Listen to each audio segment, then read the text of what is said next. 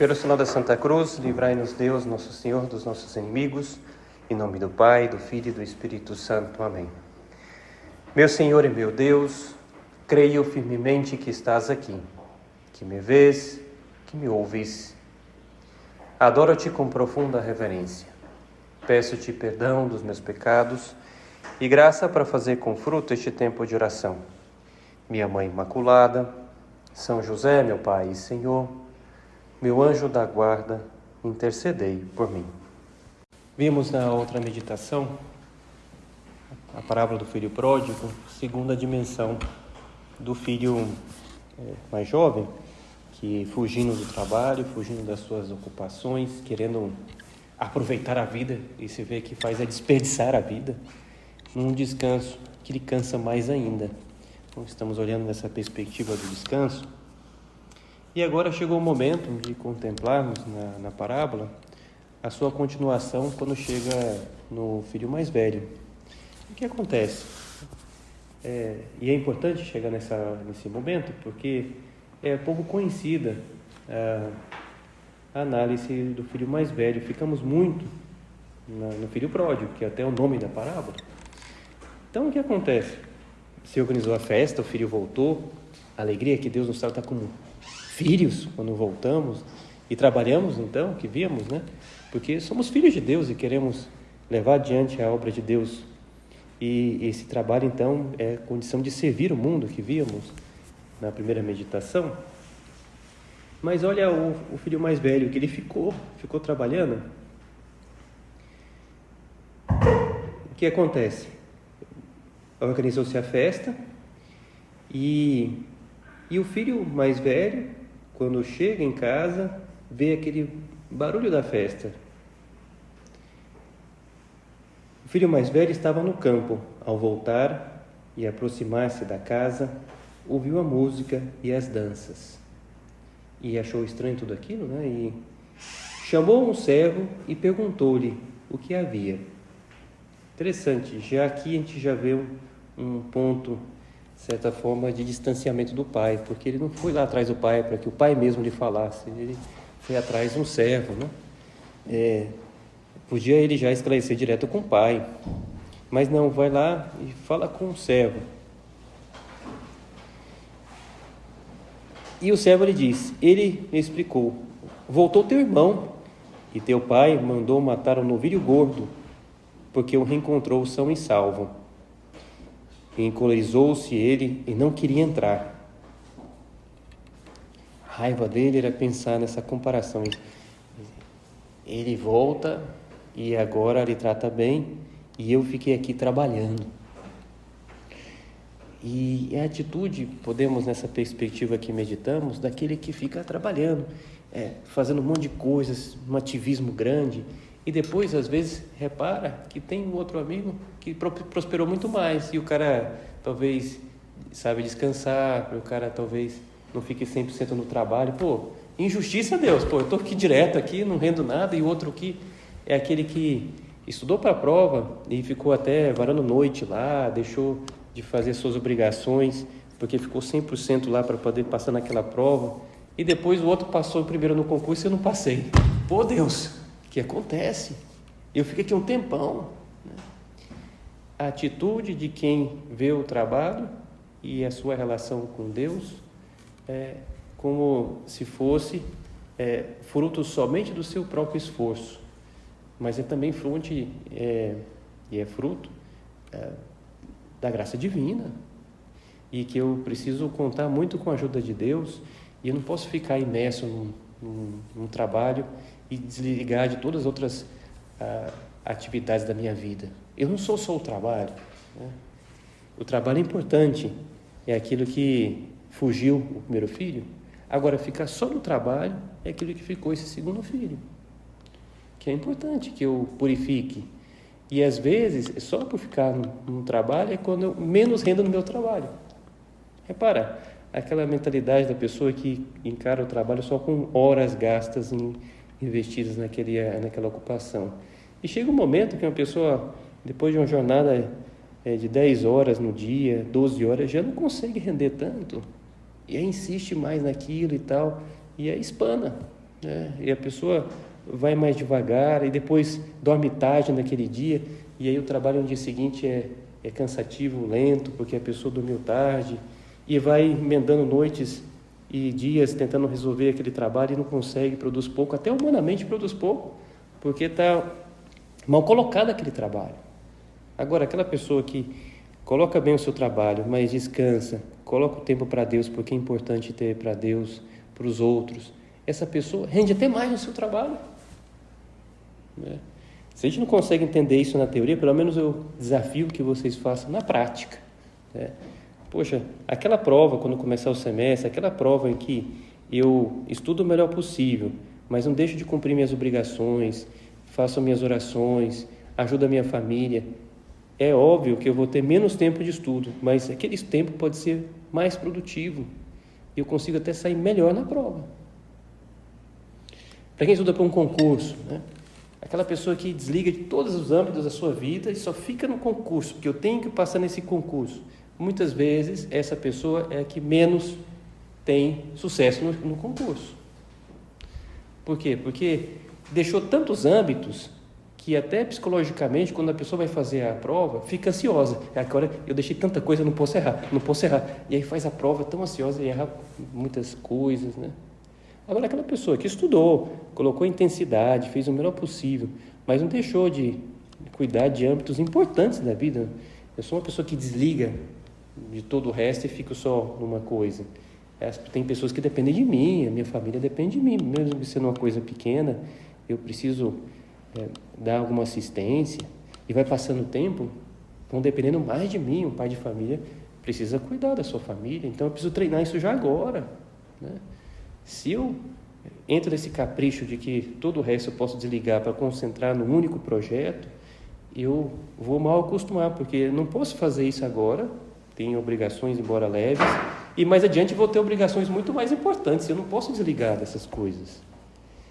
E agora aquela pessoa que, então, integra todas as suas obrigações, procura fazer o melhor possível, tem um foco, que é aquela que é mais importante agora, mas não deixa as outras, essa pessoa vai adiante.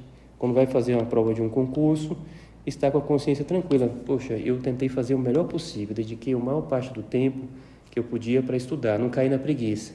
Mas eu tive que, logicamente, deixar de estudar algumas vezes para poder cumprir as obrigações que eu tinha diante das outras pessoas, para fazer bem minhas orações. E a pessoa vai com a consciência tranquila e, de repente, é essa consciência tranquila que faz com que a pessoa renda mais ainda naquela prova, consiga fazer melhor, com mais produtividade.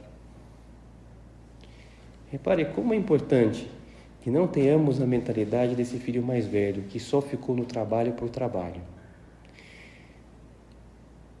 E aí vem essa cólera, mas essa cólera tem que vir contra ele mesmo, porque foi uma má escolha que ele fez. Encolorizou-se ele e não queria entrar, mas seu pai saiu e insistiu com ele. E é algo bonito, sabe, eu considerar essa parábola, porque se a gente olha no filho pródigo, o filho volta arrependido, porque queria ficar só na devassidão, não trabalha nada, e volta. E pai vem ao encontro e dá aquele abraço e faz a festa. Que bonito. E ele trata como filho. Vai atrás dele. Fica lá, esperando. Quando o filho volta, ele vai correndo e ele abraça. E organiza a festa. O filho mais velho não queria entrar dentro de casa. E o pai fica sabendo e vai ao encontro também dele. Olha só, Deus vem ao encontro de nós. Se nós temos essa atitude de fugir do trabalho, eles vêm ao nosso encontro e nos ajudam. Olha, trabalhe como um filho, mas trabalhe, não fique no ócio só.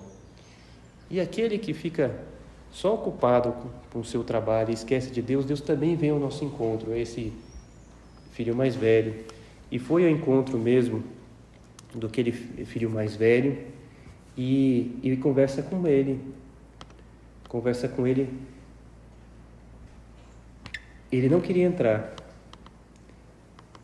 Ele então vai até o filho. Seu pai saiu e insistiu com ele. Então responde o filho mais velho: há tantos anos que te sirvo sem jamais transgredir ordem alguma, e nunca me deste um cabrito para festejar com os meus amigos. E agora que voltou este teu filho, que gastou os teus bens com as meretrizes, logo lhe mandaste matar um novilho gordo. Interessante essas palavras de ressentimento do filho mais velho, que mostra que ele estava trabalhando como um escravo, não como filho. Ele estava lá trabalhando, mas seu trabalho estava mal colocado.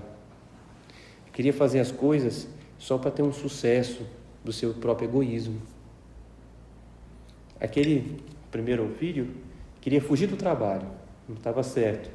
Agora esse segundo, mais velho, ele ia fazer o trabalho, mas mal colocado, porque queria só para satisfazer o seu egoísmo.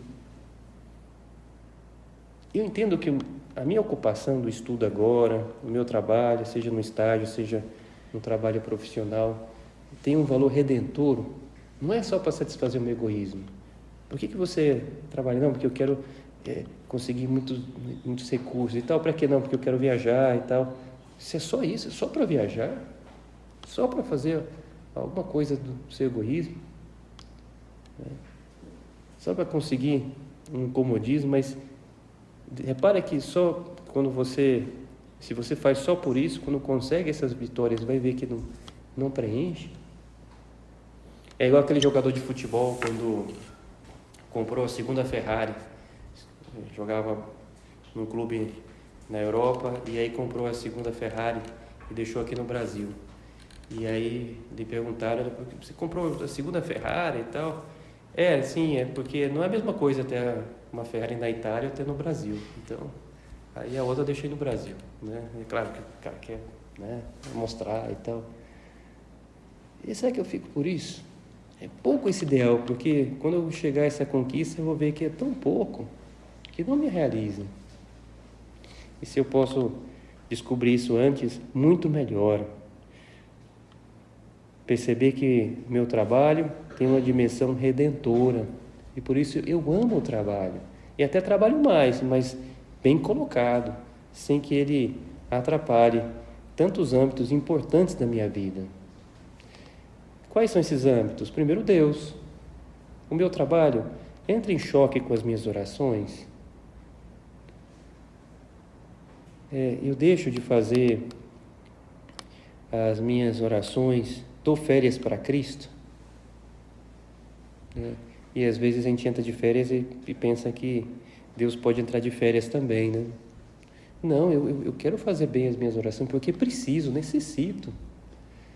E até tendo mais tempo, eu vou até colocar um pouquinho mais de oração, porque é preciso. O homem não se resolve só pelo humano. E então eu quero colocar mais orações, assistência à missa, porque lá onde eu tenho uma maior oração que eu posso fazer é a oração mais elevada do cristão, onde o próprio Deus vem no pão e vinho, que agora já é o corpo e sangue de Cristo, e eu tenho chance, se estou preparado, de receber o próprio Deus, e Ele está comigo.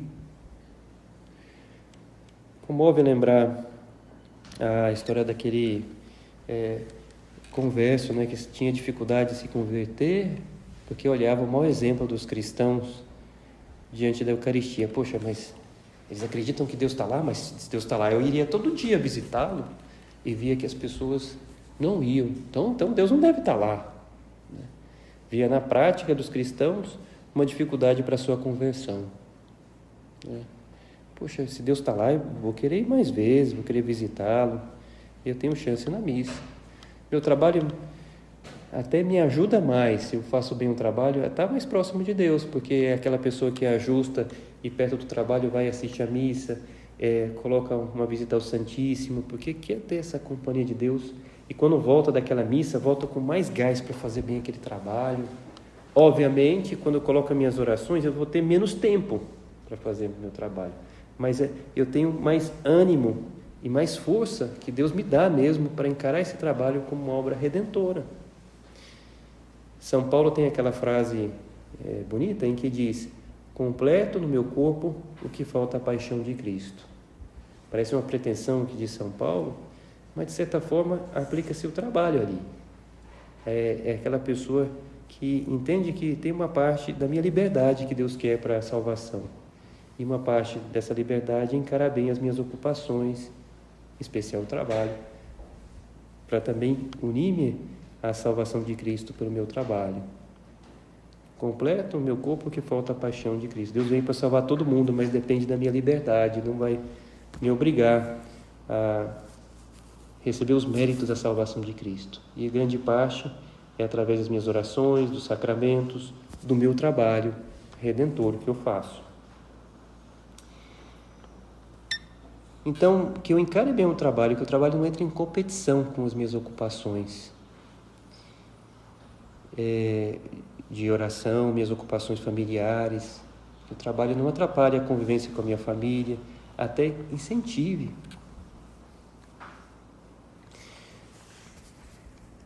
Há tantos anos que te sirvo, diz então o filho mais velho, como se fosse um serviço de um funcionário, de um escravo, né? Ele diz assim: há tantos anos que te sirvo, sem jamais transgredir ordem alguma tua, como se a vida fosse só cumprir regras, né? E não é, é amar.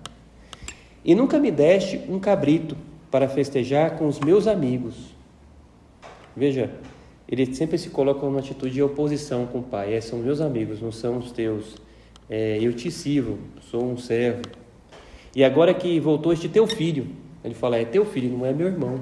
Você vê que ele vai nesse diálogo mostrando que ele está muito distante do pai. Talvez mais distante do que o filho pródigo. Ele está morando na mesma casa, mas está super distante do pai. Uma pessoa que entra de cabeça no trabalho, mal colocado na sua vida, fica mais distante de Deus. Até tem, talvez, alguma conquista, embora, como disse, até limitada, porque sem Deus, gastando demais muitas horas no seu trabalho, pode até ter menos produtividade, porque espana, né? A rosca espana. No parafuso que é colocado com muita força, chega um momento em que perde a rosca. Essa pessoa no seu trabalho mal colocado. E agora que voltou este teu filho, que gastou os teus bens com as meretrizes, e logo lhe mandaste matar um novilho gordo? Há uma inveja ao ver o sucesso do seu irmão e o fracasso dele, que ficou concentrado 100% no trabalho, não de filho, mas de um trabalho de um escravo que só recebeu o seu salário, um mercenário. Eu sou um mercenário no meu trabalho? Os mercenários são aqueles que recebem o dinheiro para fazer a guerra, né? E não tem nenhuma preocupação com o ideal daquela guerra. Quem me dá mais dinheiro, eu recebo e continuo a guerra. Eu posso ser um mercenário do trabalho. Quem me paga, eu vou e faço, e eu quero só o dinheiro. Eu não olho a dimensão redentora que Deus espera desse trabalho. E agora, o pai, do mesmo modo que organiza a festa do filho mais jovem, ele ajuda na conversão, lhe trata como filho, faz a mesma coisa com esse mais velho. Explicou-lhe o pai: filho, tu estás sempre comigo, e tudo que é meu é teu. Uma pessoa que faz bem um trabalho, coloca Deus, começa a perceber isso. Tu estás sempre comigo. Aquele trabalho mais difícil, Deus está comigo. Então ele quer estar comigo, quer fazer junto esse trabalho. Se está mais difícil, eu peço mais ajuda para Deus. Aí que eu vou tentar fazer com mais presença de Deus. Se está mais difícil, Deus me ajuda aqui. E eu consigo conquistas inimagináveis. Mas vai ser Deus comigo. Não vai ser só o meu egoísmo que vai só me levar a me afundar mais ainda. Filho, tu estás sempre comigo, e tudo o que é meu é teu. Grandes inspirações que Deus quer me dar para fazer bem o meu trabalho, minha ocupação, porque eu vou ter o tempo de descanso, um tempo para estar com Deus e o tempo que eu vou ficar no meu trabalho, claro. Mas tudo bem ordenado, sem dar uma ênfase grande ao meu trabalho, esquecendo de Deus, da minha família, ou sem colocar minha família, esquecendo de Deus e o trabalho. E muito menos, e isso não vai acontecer, se eu coloco Deus de verdade, porque se eu coloco Deus de verdade, nunca vou ficar com Deus e esquecer das outras coisas. Há uma deformação daquela pessoa que fala, então eu vou colocar só as minhas orações, vou fazer só para Deus. Uma pessoa que coloca só para Deus acaba fazendo as outras obrigações e cuidando bem da família. Se uma pessoa fica só com as suas orações, essa pessoa não está fazendo bem as orações, porque Deus impele a pessoa a cumprir as outras coisas também. Filho, tu estás sempre comigo e tudo que é meu é teu.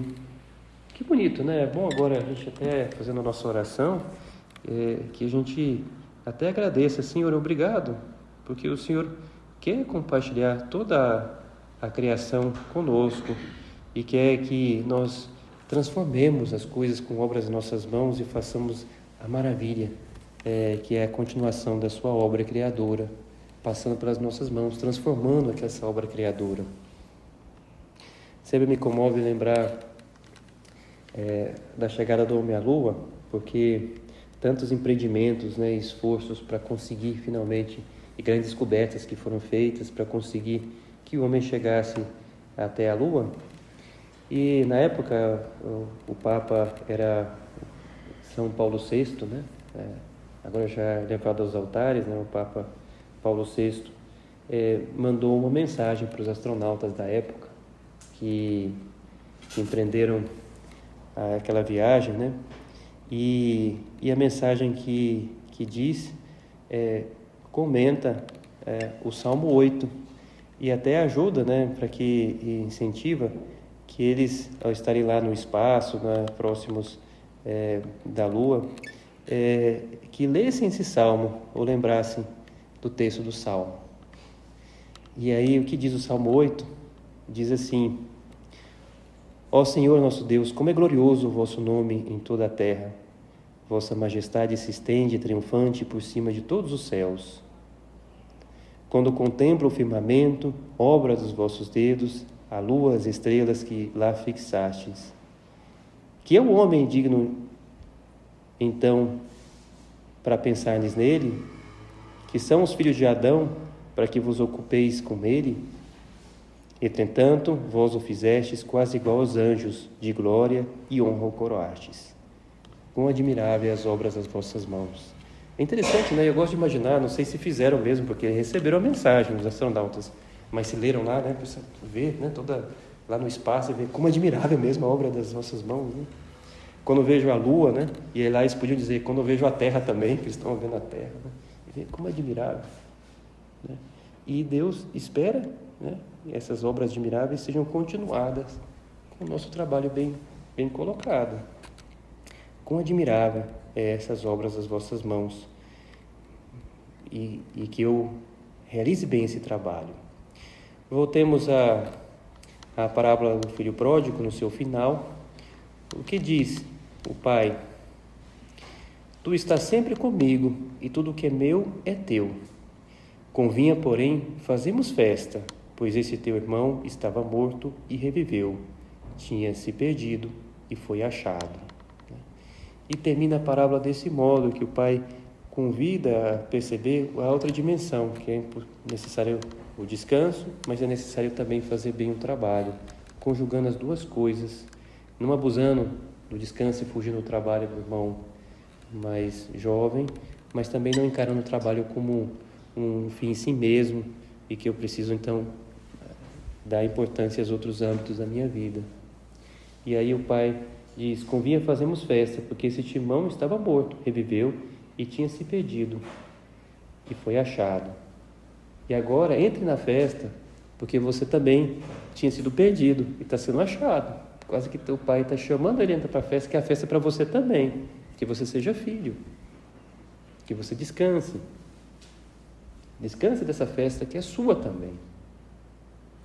A parábola termina aí sem saber se o filho entrou na festa. Interessante, né?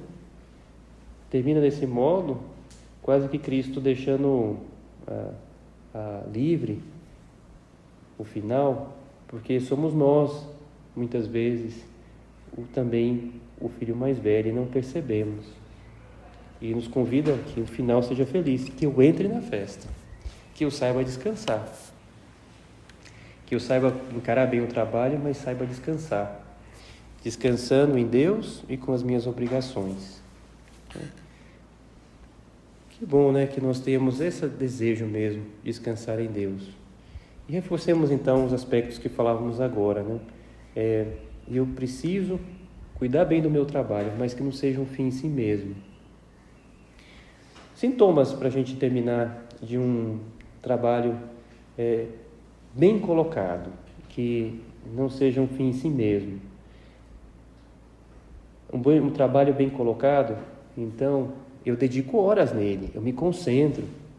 Às vezes até eu fico envolvido nesse trabalho, mas eu não deixo de cumprir as minhas obrigações para com Deus, que eu faço por amor, não é uma coisa que eu tiro a minha liberdade, mas até a palavra obrigação pode dar essa interpretação.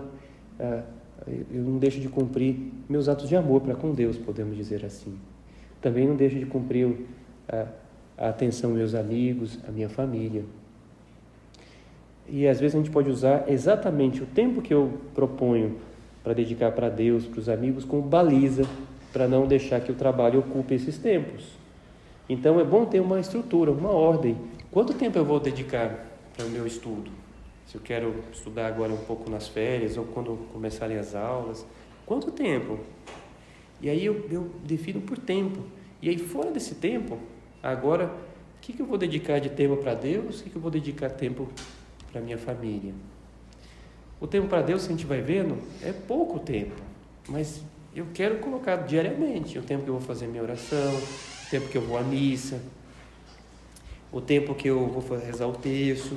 Eu distribuo ao longo do dia, tentando colocar isso que a gente sabe do plano de vida, distribuído ao longo de todo o dia, porque eu quero me lembrar de Deus em vários momentos do dia. Eu preciso lembrar de Deus nesses vários momentos. Seria uma desordem colocar todas as orações no momento do dia, talvez lá no começo ou no final do dia, e desprezar de Deus o resto. Deus, de propósito, eu quero distribuir ao longo do dia, porque eu preciso dele, ele me acompanha. Deus é o Emanuel, Deus conosco na origem etimológica, lembrado até no Natal, né? É o Emanuel, e eu quero que ele seja o Emanuel, Deus comigo ao longo do dia. Então, um trabalho bem colocado é esse que tem o seu tempo de trabalho, mas depois eu paro, porque eu tenho esses tempos que eu coloquei no meio do dia espalhados, para poder assim ter esse encontro com Deus. E claro, e as obrigações também com a minha família, que novamente são atos de amor, que eu me ofereço até. É bom que a gente se ofereça para fazer alguma coisa já fixa, porque assim eu mesmo tenho o que me cobrar. Olha, o lixo eu vou lavar a louça aqui, eu vou fazer tal coisa. E se a gente tem tempo mais nas férias, eu vou até fazer algum concerto extra, me oferecer para ajudar alguma coisa o meu pai em casa, a minha mãe. Como é bom que a gente tenha essas iniciativas, né? Que eu não seja uma espécie de príncipe que está lá e olha, me sirvam, né? E aí tem olha, está estragada tal coisa, alguém tem que arrumar e tal. Pô, mas você não sabe não? Você não tem duas mãos, 2 pés? Poxa, tenta aí, mexe. Às vezes a gente fica pensando, né? Que nossos pais têm que fazer tudo, né? Olha, até precisando reparar o negócio aqui da tomada e tal. Você não sabe fazer, não? Eu não sei e tal. Olha, tem YouTube da vida aí, você acha lá, né? A gente acha, poxa, quem quer, acha. Eu quero aprender essas habilidades. Poxa, eu vejo no YouTube lá e aprendo a colocar um negócio, né? Tem tantas coisas que a gente pode aprender e a gente serve mais, ocupa-se desse trabalho, né? E é algo maravilhoso.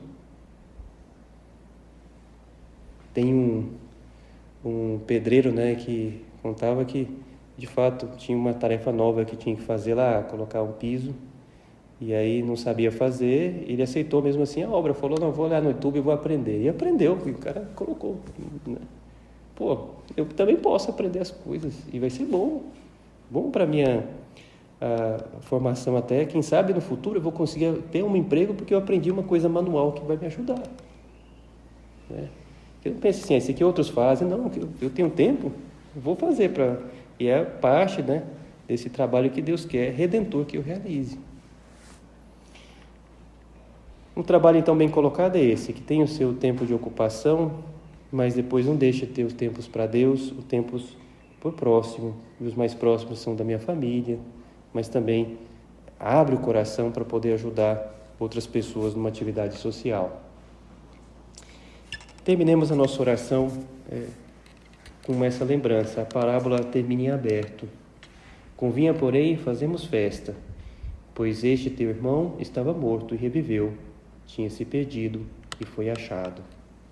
Olha que bom que nós escutemos essa passagem e queiramos entrar na festa, porque a festa é para nós também, né? De um trabalho bem colocado, que descansa e não cai no abuso do irmão mais novo e quer só desfrutar da vida e acaba perdendo a vida. E também não esse outro que trabalha pelo trabalho e só quer o trabalho e depois perde o sentido. Eu sou filho. Em ambos os casos, a correção é ser filho. Eu quero ser filho e fazer a vontade do Pai, entrar na festa. E então, a segunda-feira tem valor. Porque eu gosto do trabalho, porque eu vou colocar Deus na segunda. Mas a sexta também tem valor. O sábado tem valor, o domingo. Todos os dias tem o seu valor. Porque está junto com Deus, que é Pai e que me acompanha durante toda a semana.